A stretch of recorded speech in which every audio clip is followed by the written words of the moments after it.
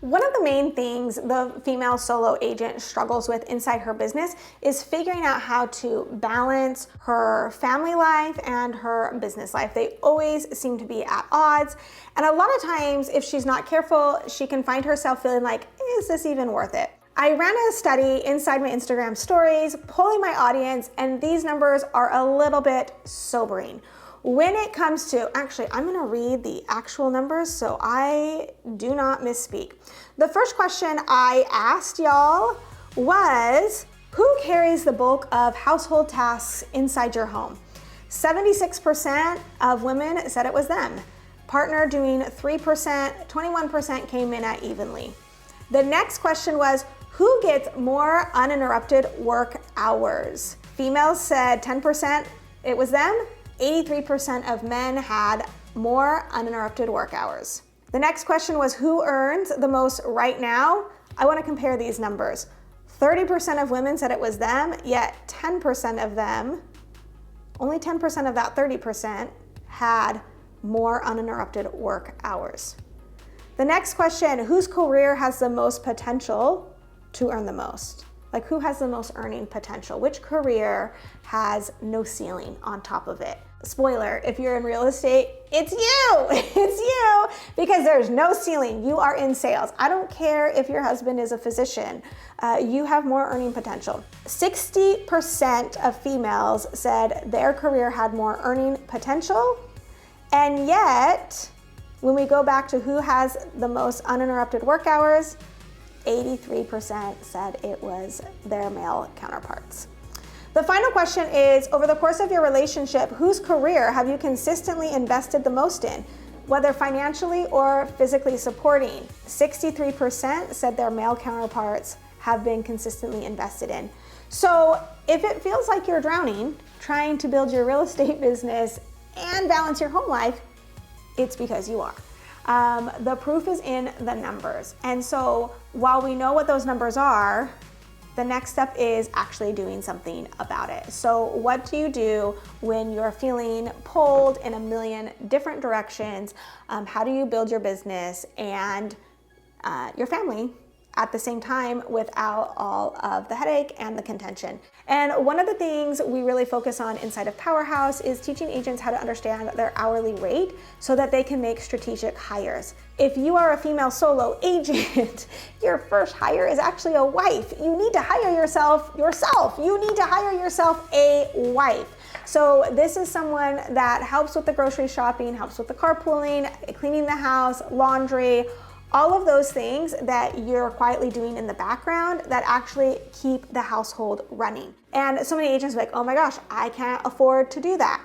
And I want you to reframe this just a little bit and remember that when your husband was building his business or going to school or whatever, he had the wife running the system. So it's easy to go to work and have an uninterrupted block of time when you know the carpool is squared away and the birthday present's been bought and you sign that homework for Sally to go back to school. It's not just the physical implementation of the task, but it's like the mental bandwidth of knowing who's going where and when they need a ride and who needs to take what and who has snacks at school and when is it show and tell.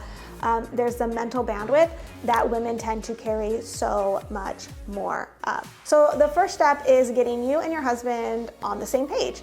And this doesn't have to be contentious. Spoiler alert, it does not need to be contentious.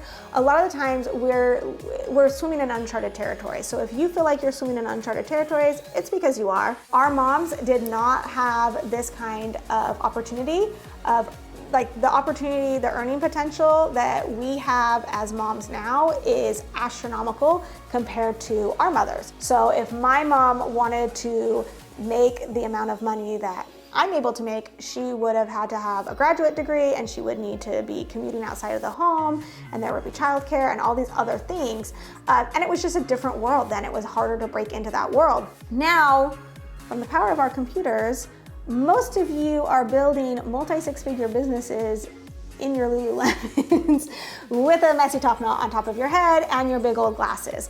I know that's what it actually looks like on the back end because that's what my business looks like on the back end. Trust me, it's not looking like this on a day-to-day basis. So you need to understand that we're swimming in uncharted waters, and so For you, it feels uncharted because a lot of times it comes as a surprise of the amount of financial impact you can have on your family from your Lululemons with your messy top knot at midnight. That feels surprising to you. Equally surprising it is to your husband. This is uncharted territory for him as well. Your ability to earn from home and to connect with a consumer, as a woman, you actually have an unfair advantage because women account for more than 80% of all consumer purchases. So your ability to build and connect with them is actually unmatched, which is why you can usually do it more efficiently than your male counterparts because you speak the language. You understand the emotional connection that women have to their purchases, and so it's really easy to problem solve for them because you probably have the same problem. So you're swimming in uncharted territories. Remember that your husband is also swimming in uncharted territories, and he grew up thinking, I need to climb the corporate ladder and provide for a family, and I need insurance benefits, and this is the only way to do that. Turns out you've got an opportunity over here that may or may not blow this opportunity out of the water. And so it's important that you give everyone a beat to understand what you're working with. So first things first is you need to get the data on the table. And one of the ways we do this is by creating standard operating procedures for actually running the household. If you want to have it be more equitable, you need to get it on paper and say, okay, these are the tasks that need to be done. Dentist appointments need to happen here. You're in charge of oil changes and gassing up the cars, and you're in charge of grocery shopping.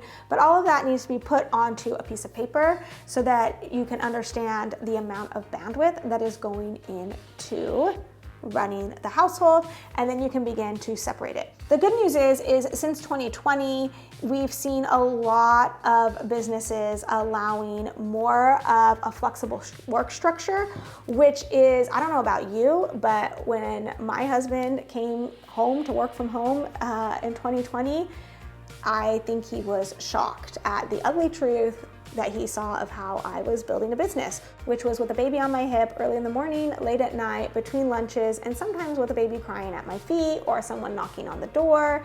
That's how I built my business.